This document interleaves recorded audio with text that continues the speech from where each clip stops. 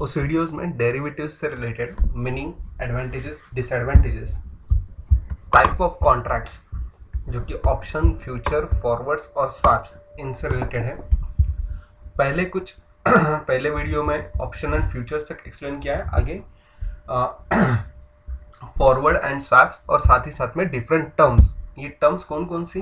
तो future price, expiry date, marking to market, then spot price क्या होती है, स्ट्राइक प्राइस क्या होती है, प्रीमियम, इन द मनी और आउट द मनी क्या होता है, साथ ही साथ एट द मनी क्या ऑप्शन क्या होता है, ये सब कुछ वहां पर दिया हुआ है।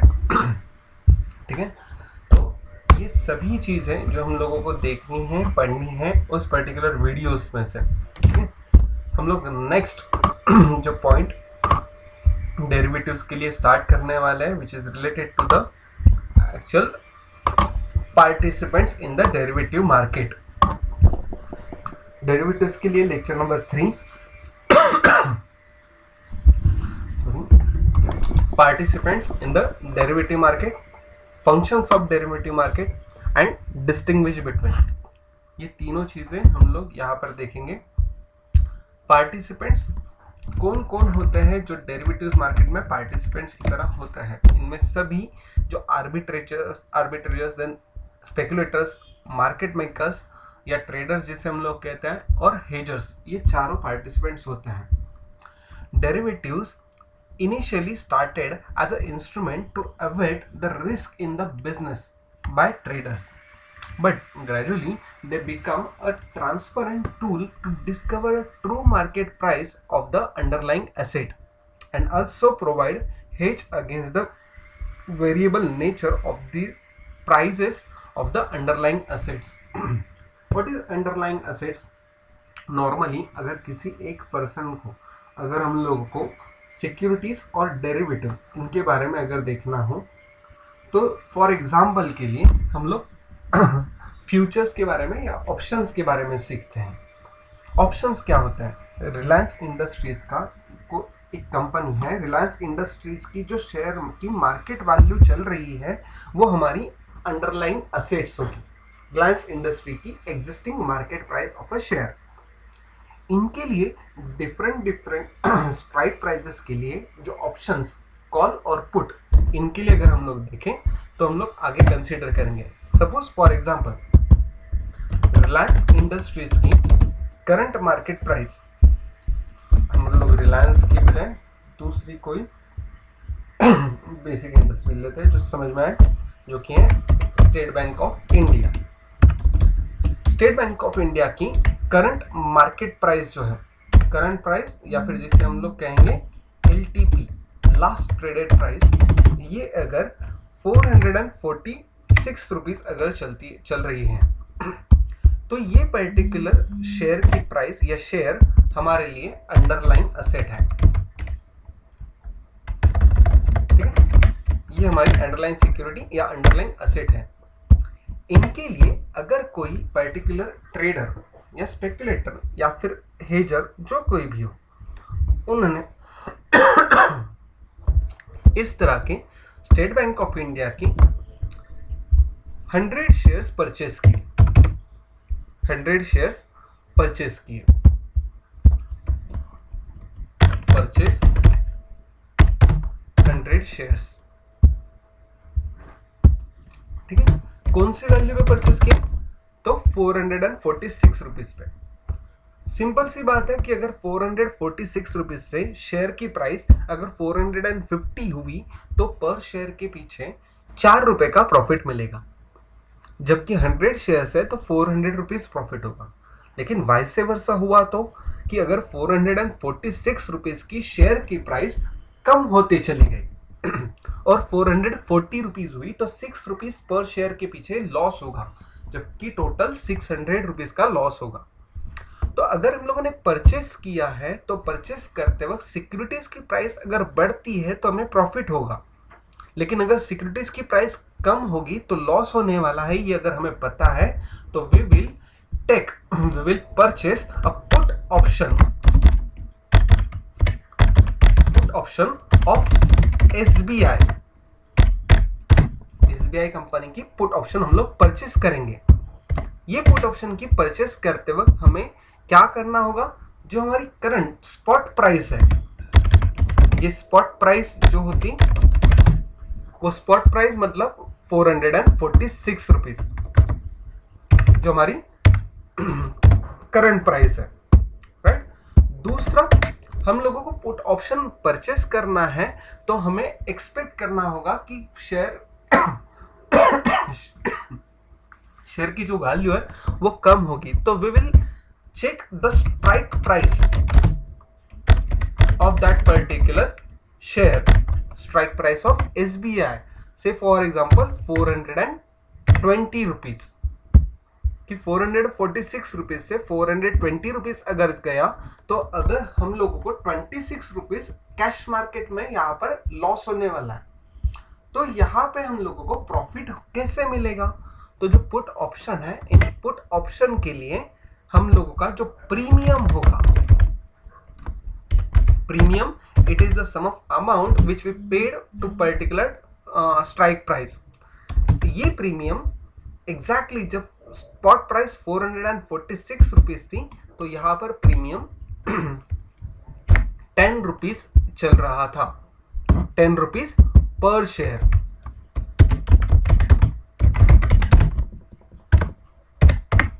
ये हमारा प्रीमियम चल रहा था। तब हम लोगों ने क्या किया, तो ओवरऑल पोजीशन लेते वक्त एंटायर पोजीशन हम लोगों की किस तरह से बनेगी, तो पहली जो हम लोगों ने बाय किया है, पहला कैश मार्केट में हम लोगों ने बाय किया,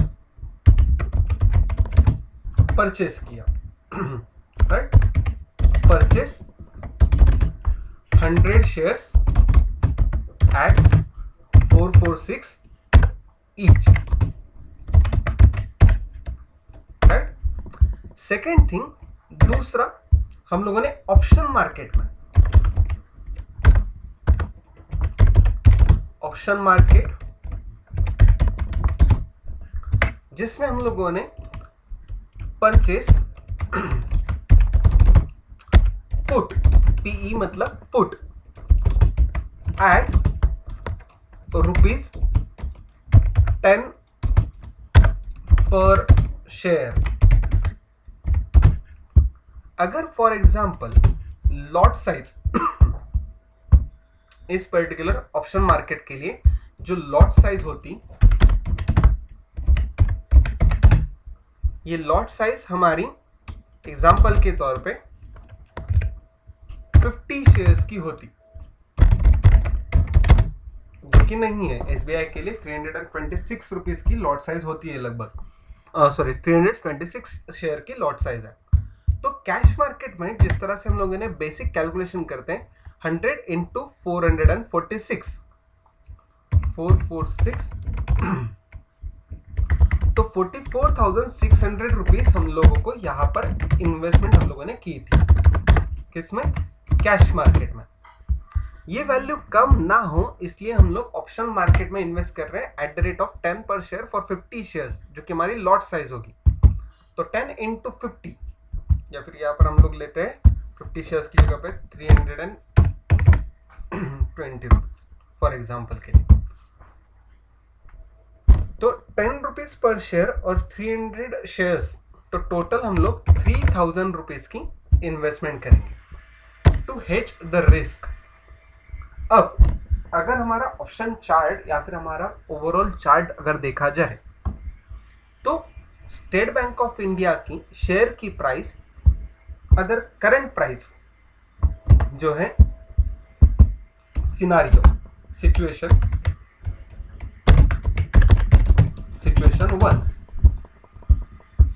1 में अगर राइज इन शेयर प्राइस हमें देखने को मिलता है, मतलब 446 रुपीज से हम लोगों की शेयर की प्राइस जाती है suppose for example 460 rupees, then the profit will be 14 rupees per share,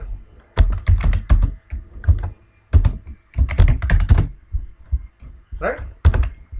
but in the same time share price rise होने की वजह से जो पुट ऑप्शन हम लोगों ने खरीदा था, जो हम लोग एक्सपेक्ट कर रहे थे कि शेयर्स की जो वैल्यू है वो 446 से कम हो जाए, तो हम लोग क्या करेंगे, तो यहाँ पर पुट ऑप्शन की जो प्राइस थी वो ₹10 पर शेयर, राइट। तो 3000 पर लॉट अगर हम लोग कंसीडर करते हैं, तो 3000 पर लॉट की प्राइस टू फ्रॉम 3000 पर लॉट टू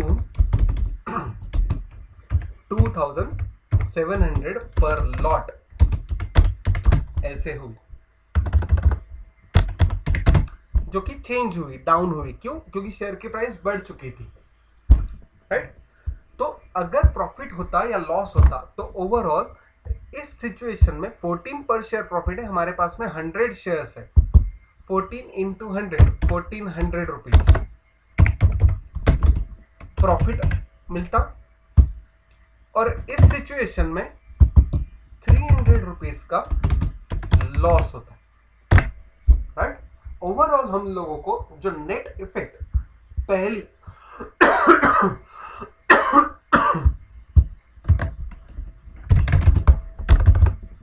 सिचुएशन में से नेट इफेक्ट मिलता, वो होगा 1100 रुपीज का प्रॉफिट, राइट। ये सिचुएशन 1 थी जो हमारे फेवरेबल कंडीशन में थी, हमने शेयर परचेस किए थे और उस तरह से शेयर आगे बढ़ते भी चले गए, राइट, प्राइसेस बढ़ी। लेकिन इफ यही सब कुछ सिचुएशन जो है वो सिचुएशन 2 अगर हम लोग देखते हैं, फॉर एग्जांपल के लिए fall in share price, situation 2 fall in share prices, जो 46 रुपीज से अगर यहां पर 460 की जगह पे 430 रुपीज अगर शेयर की प्राइस होती, तो ओवरऑल चेंज कितना होता, तो हमें लॉस बेयर करना पड़ता पर शेयर के पीछे लगभग 16 रुपीज। तो ओवरऑल नुकसान जो हमारा बेयर करना पड़ता हमें, वो 1600 का लॉस यहाँ पर हम लोगों को बेयर करना पड़ेगा। इस 1600 का लॉस नहीं होना चाहिए, इसलिए हम लोगों ने जो पुट परचेस किया था जिसकी प्राइस 3000 रुपीज पर लॉट थी, ये 3000 रुपीज पर लॉट की प्राइस बढ़कर ज्यादा हो जाएगी, क्योंकि it comes to the near to the strike price, जो कि 420 है। 446 से 430 हुआ, तो 420 के नियर पहुंचा है, तो यहां पर पुट ऑप्शन की प्राइस बढ़ेगी। तो 3000 पर लॉट की ये पर्टिकुलर प्राइस इस सिचुएशन में अगर 4100 रुपीज हुई, तो हम लोगों को पर लॉट कितना प्रॉफिट होगा हमें पर लॉट प्रॉफिट होगा 1100 रुपीज का, राइट। अल्टीमेट नेट इफेक्ट क्या होता, 1600 का लॉस है और 1100 का प्रॉफिट है। Ultimately we will have the position of ₹500 loss।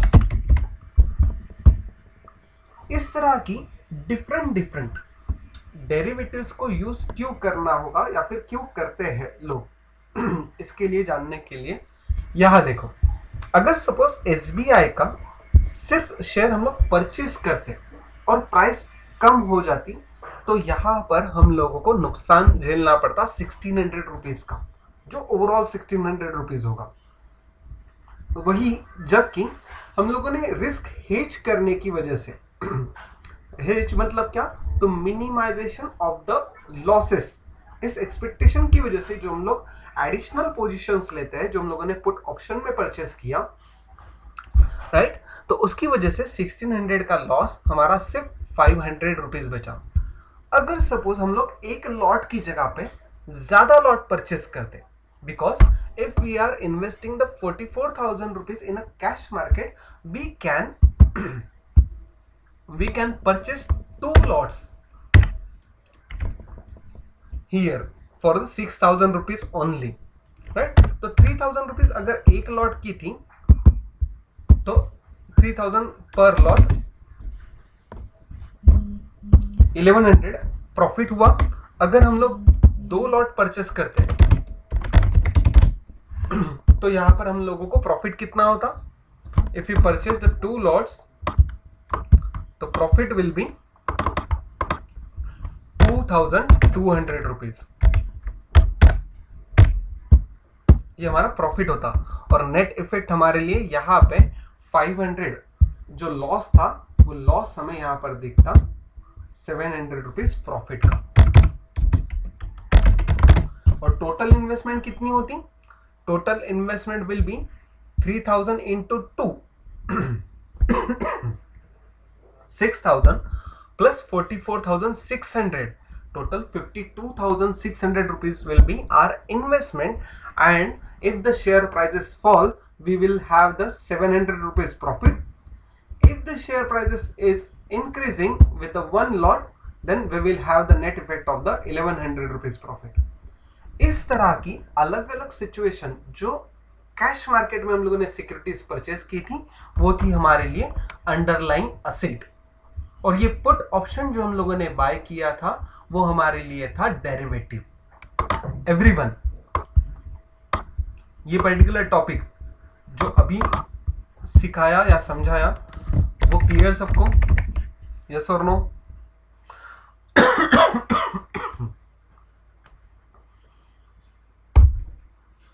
Everyone? Yes sir. Okay, तो जो डेरिवेटिव ऑप्शन मार्केट में लिमिटेशन रहता है क्या परचेस? हाँ, लिमिटेशंस मतलब किस तरह के लिमिटेशंस?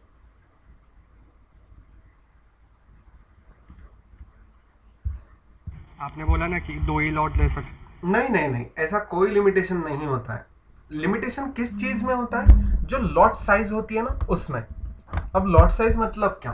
अगर जो हम लोगों ने यहाँ पर देखा कि state bank of India company थी, उस state bank of India company के लिए अगर आपको कैश मार्केट में शेयर परचेस करना है तो आप कम से कम 1 शेयर परचेस कर सकते हो, राइट? उससे कम तो शेयर आएगा ही नहीं। क्यों नहीं आएगा? क्योंकि हमारे पास में फ्रैक्शन ऑफ शेयर्स मिलते ही नहीं। लेकिन ऑप्शन मार्केट में पर्टिकुलर जो ऑप्शंस होते हैं तो वो जो पुट या कॉल होता है तो उनके लिए स्पॉट प्राइस और स्ट्राइक प्राइसेस के बेसिस पे लॉट साइज डिसाइड होती है। और ये जो लॉट साइज होती है, ये लॉट साइज ऑप्शन मार्केट में कुछ इस तरह से दिखती है कि अगर 300 शेयर्स जो है तो ये 300 शेयर्स कंपलसरी 1 लॉट के लिए हमारे पास में है। ऐसे आप लोग 2, 3 या जितने आपके पास में पैसे हो उतने लॉट आप लोग खरीद सकते हो, राइट? ज्यादातर लॉट परचेस करना इजी क्यों होता है या हमारे पास में ज्यादातर पॉसिबिलिटी क्यों होती है? एग्जाम्पल के तौर पे कैश मार्केट में अगर हम लोग परचेस करते हैं तो 100 शेयर्स, ओनली 100 शेयर्स को परचेस करने के लिए हमें 44,600 रुपीज इन्वेस्ट करने हैं।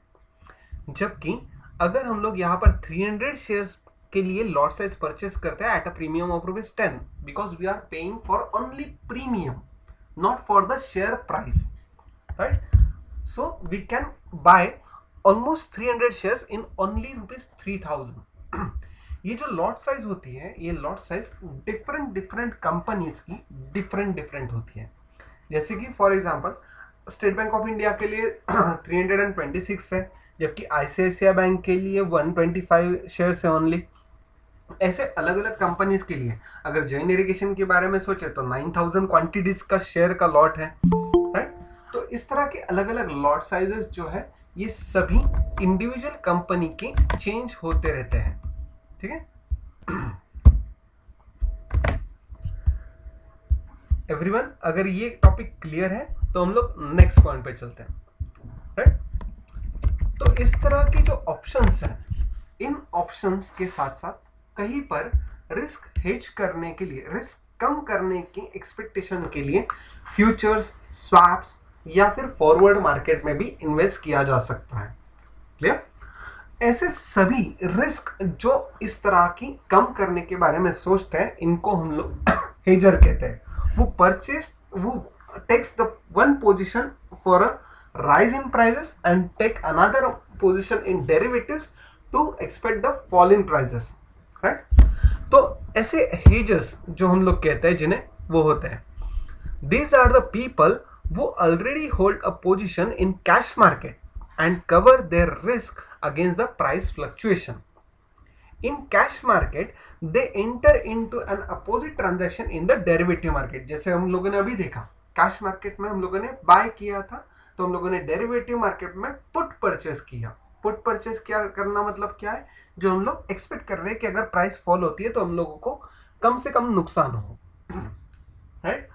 Next thing, this way he was able to cancel his potential risk against the future price fluctuation of the options. यहाँ पे ओनियंस दिया हुआ है, वो ओनियंस का एग्जांपल ऊपर दिया हुआ है, इसलिए ओनियंस जो हम लोगों ने शेयर प्राइसेस अभी स्टेट बैंक ऑफ इंडिया के लिए देखा. But still, both the parties are exposed to credit risk by entering into the forward contract, which may arise due to failure of the counterparty to comply with the contract. What is counterparty or what is counterparty contract? अगर suppose आपने forward market में derivatives के लिए forward markets में अगर कुछ इस तरह के ट्रांजैक्शंस लिए या ट्रेड्स लिए, तो फॉरवर्ड मार्केट क्या होता है? It is a over the counter market, of the counter market, sorry, of the counter market मतलब जो एक्सचेंज पे ट्रेड नहीं किया जा सकता. आप लोगों ने किसी पर्टिकुलर शेयर प्राइसेस को शेयर्स को परचेज किया और एक्सपेक्ट कर रहे हो कि उसे आगे चल के वो कम होंगे, तो फॉरवर्ड मार्केट में आपने स्पेक्युलेटर की तरह, एक हेजर की तरह किसी दूसरे पर्सन से कॉन्ट्रैक्ट किया और उससे कहा कि अगर प्राइस कम होती है तो आप मुझे पैसे दोगे. लेकिन अगर at the time of settlement date अगर उस पर्टिकुलर पर्सन ने, जो सेकेंड पार्टी है, जो काउंटर पार्टी है, उन्होंने अगर उस पर्टिकुलर ट्रेड को एग्जीक्यूट करने के लिए या फिर आपको आपके पैसे देने के लिए इनकार कर दिया, तो आप नुकसान में जा सकते हो, राइट? उसे कहते हैं काउंटर पार्टी फेल्यूर्स. जो सेकेंड पार्टी है वो जनरली इस तरह की जो क्लियरिंग कॉर्पोरेशंस होती है, वो क्लियरिंग कॉर्पोरेशंस इन सभी कॉमन काउंटर पार्टी जो होती है उनकी अगर डिफॉल्ट होती है तो ट्रेडिंग पार्टी जो इन्वॉल्व होती है उन पर मॉनिटर करते हैं. इसीलिए एक्सचेंज ट्रेडेड जो कॉन्ट्रैक्ट्स होते हैं उसे हम लोग फ्यूचर कॉन्ट्रैक्ट्स कहते हैं, जबकि एक्सचेंज पे ट्रेड ना होने वाले कॉन्ट्रैक्ट जो होते हैं उन्हें हम लोग फॉरवर्ड कॉन्ट्रैक्ट्स कहते हैं, जो आप लोग वीडियोस में देखोगे ही, ठीक है? तो इस तरह के जो हेजर्स होते हैं, ये हेजर्स जनरली क्या सोचते हैं कि हमें रिस्क कम से कम हो, हमारी जो लॉसेस है वो कम से कम होने चाहिए, राइट? नॉर्मली ऑप्शन कॉन्ट्रैक्ट में या फिर फ्यूचर कॉन्ट्रैक्ट में इस तरह की पोजीशन लेकर हेजर्स जो है वो अपनी रिस्क कवर कर लेते हैं या कम से कम कर लॉसेस होने के बारे में सोचते हैं. सेकेंड जो होता है वो होते हैं आर्बिट्रेजर्स. वो आर द आर्बिट्रेजर्स. इनके बारे में अगर सोचें तो simply arbitrage is an activity of making risk less profit. What is risk less profit? जिसमें जीरो रिस्क होगी. This is done by taking advantage of the price difference in two different geographical markets or price differences between the cash market and derivative market. Arbitrators are the people who take advantages of such different prices. Example के तौर पे यहाँ पर हम लोग देख सकते हैं, share of X Limited is selling at rupees 250 on BSE, that is Bombay Stock Exchange, whereas the same shares is available at 245 on NSE. अगर कोई एक कंपनी का शेयर 250 रुपए में सेल किया जा रहा है BSE के स्टॉक एक्सचेंज पे, जो कि सेंसेक्स होगा, राइट? और दूसरा 245 जो NSE पे है वो हमारे निफ्टी पे बाय करने के लिए अवेलेबल है.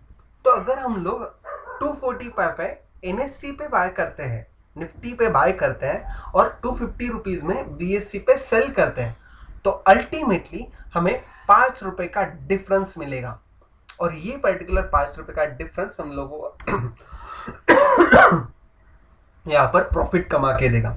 जिसमें हमें पता है कि इस तरह का प्राइस गैप जो है, ये प्राइस गैप हम लोग यहाँ से फाइंड आउट करके, इस तरह के प्राइस गैप को हम लोग एग्जीक्यूट करके, इन पोजीशंस को कंसीडर करके हम लोग प्रॉफिट कमा सकते हैं। ऐसे प्रॉफिट कमाने वाले सभी को कहते हैं आर्बिट्रेजर्स। दिस टाइप ऑफ डिफरेंसेस हमें मिलते हैं, फाइंड आउट होता है, लेकिन ये कंप्लीट डिफरेंसेस इतने ज्यादा लेवल के या ज्यादा अमाउंट के नहीं देखने को मिलते हैं। ऐसी सिचुएशंस बहुत कम होती है because the electronic form of the tradings, right. अगर आप देखोगे तो स्टेट बैंक ऑफ इंडिया जो एनएससी की प्राइस है, वही स्टेट बैंक ऑफ इंडिया जो हमारी बीएससी की है, इन दोनों की प्राइसेस में ज्यादा डिफरेंस हम लोगों को देखने को मिलेगा क्या? तो हाँ, हो सकता है। कितना है? तो अगर आप लाइव मार्केट में देखें अभी, तो स्टेट बैंक ऑफ इंडिया जो एनएससी की प्राइसेस है वो लगभग 445 रुपीज पॉइंट 10 पैसे इतनी चल रही है, जबकि एसबीआई ऑफ बीएससी इनकी प्राइस 445 रुपीज चल रही है। तो अप्रोक्सीमेटली 10 to 5 पैसे इतना डिफरेंस हम लोगों को देखने को मिलता है। ये डिफरेंस काम में नहीं आता जब हमारे पास में क्वांटिटी कम होगी। अगर क्वांटिटी ज्यादा होगी तो डिफरेंस में हम लोग प्रॉफिट कमा सकते हैं। अदरवाइज एक शेयर के पीछे 10 या 5 पैसे का प्रॉफिट क्या फायदा दे, उससे ज्यादा तो टैक्सेस पे करने पड़ेंगे, right. Hence, the arbitrageurs helps to stabilize or equalizes the prices and rectify the imperfections, imbalances in demand and supply equilibrium, time zone differences in the information available are some of the factors that leads to the arbitrage opportunities. इन तरह की जो demand supply हो या फिर time zone हो या फिर information की जो डिफरेंसेस हैं इनके लिए हो, इनके बेसिस पे इस तरह की आर्बिट्रेज अपॉर्चुनिटीज हम लोगों को मार्केट में देखने को मिलती है, right.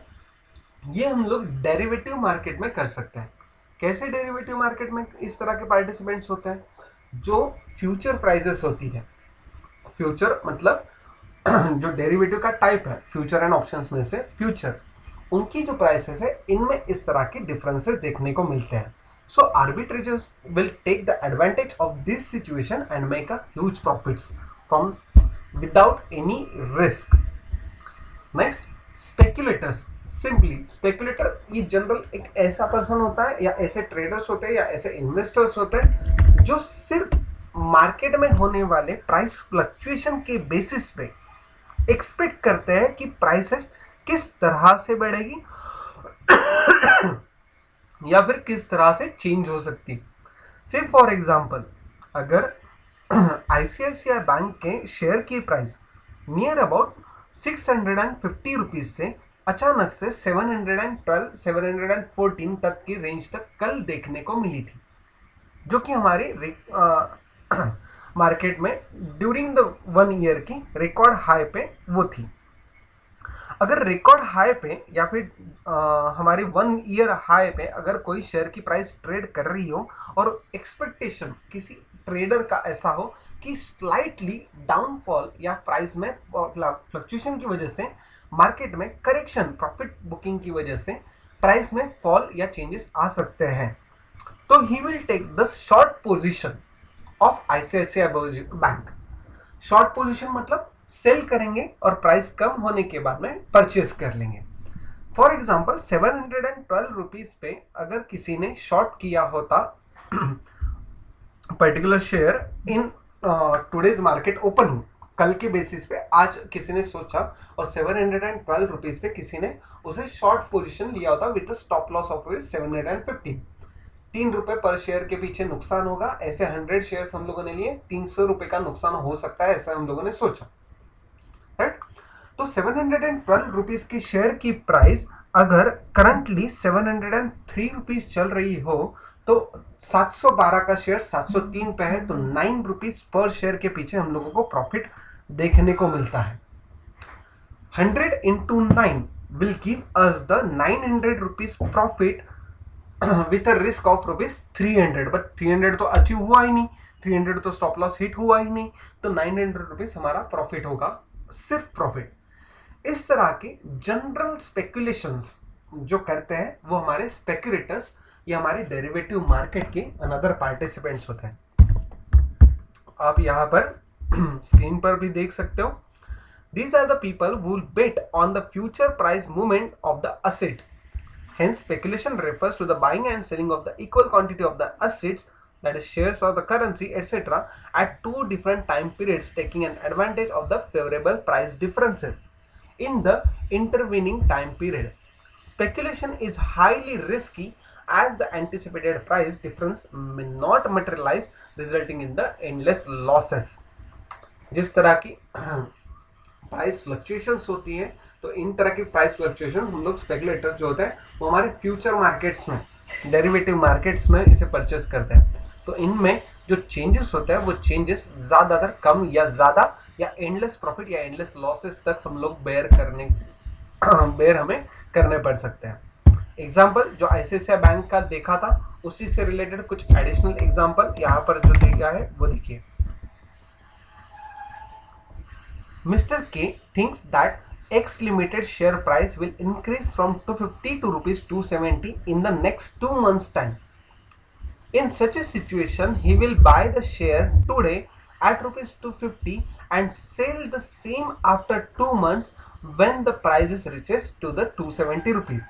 As per his calculation, this way he stands to gain the rupees 20 per share profit. In above example, Mr. K, the price of X Limited share may fall in 2 months' time instead of increasing, results in losses for the speculator. अगर price 250 rupees से 270 अगले 2 महीने में नहीं गई, उससे कम होती गई 230, 210 या 190 रुपीज तक आई, तो वो वहां पे मिस्टर के को लॉस वहां पे बेयर करना पड़ेगा। क्लियर? ये स्पेकुलेटर हुए। इसके बाद में नेक्स्ट जो थिंग है, it is related to the market makers और ट्रेडर्स। जो बेसिक ट्रेडर्स होते हैं, जो buying and selling activities huge quantities में करते हैं, वो सभी मार्केट ट्रेडर्स होते हैं। Right? These are those participants who provide both buy and sell quotes simultaneously during the market operation. They provide much required liquidity to liquid shares by acting as a both buyer and seller for the such shares. This provides a ready entry and exit point to investors and helps to create market for such shares. Such traders are also referred as the dealers and they generally deal in large volume of shares. जो हमारे institutional investors होते हैं वो, for example अगर x limited company की shares की price 250 rupees है, rupees 250 rupees, ये हमारी करंट मार्केट प्राइस है।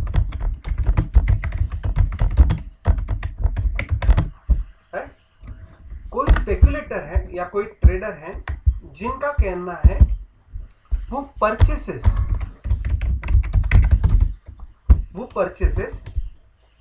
these shares और say for example 1 lakh shares, 1 lakh shares at current market price CMP, and also simultaneously take a short position, means sold similar number of shares, 1 lakh shares at CMP but in derivative market. ओके, तो 1 lakh rupees, 1 lakh shares cash में और 1 lakh shares derivatives में purchase and sale, buy and sale दोनों side की पोजीशन ली है। सिचुएशन वन अगर आती है, प्राइजेस राइज इन प्राइजेस, ये सिचुएशन वन। एंड सेकंड जो है सिचुएशन 2 जो कि होगी फॉल इन प्राइसेस। तरह के जो ट्रेडर्स होते हैं, अगर प्राइस बढ़ी, राइजेस इन प्राइसेस अगर हुआ दिखा, तो हम लोगों को, जो हम लोगों ने परचेस किया है, तो profit they will book, the traders will book the profit in by position. क्यों? क्योंकि वहां पे शेयर की प्राइसेस बढ़ी है तो ऑब्वियसली प्रॉफिट होगा, तो प्रॉफिट बुक करना है, प्रॉफिट हम लोग रिकवर कर लेंगे, कवर कर लेंगे। But hold this short position, right? जब प्राइसेस बढ़ेगी प्रॉफिट बुक होगा, लेकिन जब आगे चल के फिर से प्राइस कम होगी तो यहां पर they will book, situation second में दे विल बुक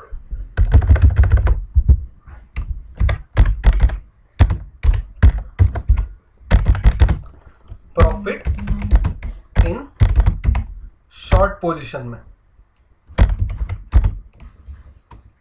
ठीक है? Profit in short position,